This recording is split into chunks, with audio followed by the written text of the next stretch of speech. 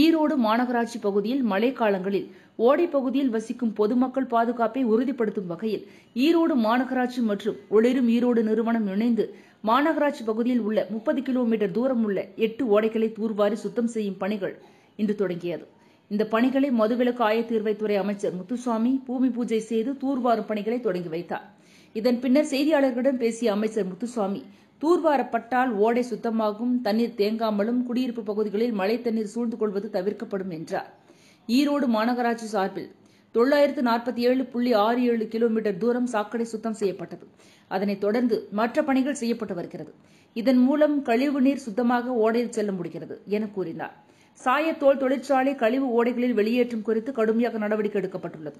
சுத்திகரிப்பு செய்யாமல் தொழிற்சாலைகள் தண்ணீர் விடக்கூடாது. நிலத்தடி நீருக்கும் குடிநீருக்கும் பாதிப்பு ஏற்பட்டால் கடுமையான நடவடிக்கை எடுக்கப்படும். அதிகாரிகள் திடீரென ஆய்வு நடத்த அறிவுறுத்தப்பட்டுள்ளது. இதன் பிறகு தொழிற்சாலைகள் உணர்ந்து கொண்டு சுத்திகரிப்பு செய்து தண்ணீர் வெளியேற்ற வேண்டும் என கூறினார். இதனைத் தொடர்ந்து பேசிய அமைச்சர் முத்துசாமி, தமிழக வெற்றிக் கழகம் கொடி பறந்தால் பார்த்துக் கொள்ளலாம், யாரையும் டிஸ்கரேஜ் செய்யவில்லை. ஒருவர் கட்சி ஆரம்பித்து கொடி அறிமுகம் செய்வதில் நான் என்ன கருத்து சொல்வது, சரியாக நான் பார்க்கவில்லை என்றும், இந்திய கூட்டணி எவ்வளவு வலுவானது, எவ்வளவு பாதிப்புகள் பார்த்து அதையெல்லாம் மீறி வெற்றி பெற்று வந்தது இந்திய கூட்டணி, அதனால் விஜயை சிறுமைப்படுத்தவில்லை என தெரிவித்தார்.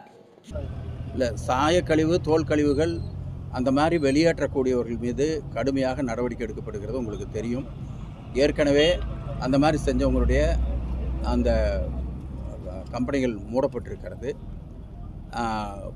இந்த கூட்டத்தின் வாயிலாக நான் கேட்டுக்கொள்வது, எந்த காரணத்தை கொண்டும் ட்ரீட் பண்ணாமல் தண்ணியை நேரடியாக திறந்து விடுவதை அவர்கள் தவிர்க்க வேண்டும்.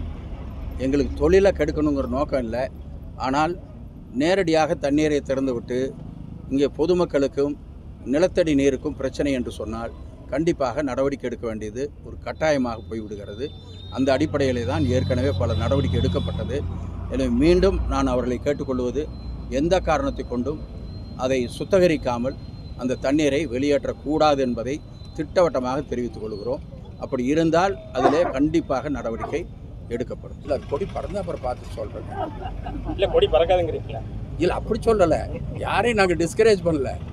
கொடியை சொன்னீங்க, அது பறந்து உடனே பார்த்துட்டு சொல்கிறோன்னு. ஏங்க ஒருத்தர் கொச்சியை ஆரம்பிக்கிறாரு, ஒரு கொடியை அறிமுகப்படுத்துறாரு, அதில் என்ன நான் சொல்றது?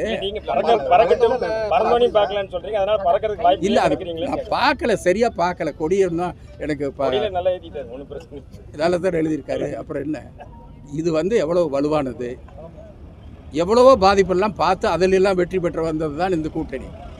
அதனால் இது ஒரு பெரிய பிரச்சனை அல்ல. அவரை நாங்கள் டிஸ்கரேஜ் பண்ணல, நாங்கள் எங்களை வலுவாக்கிறோம்.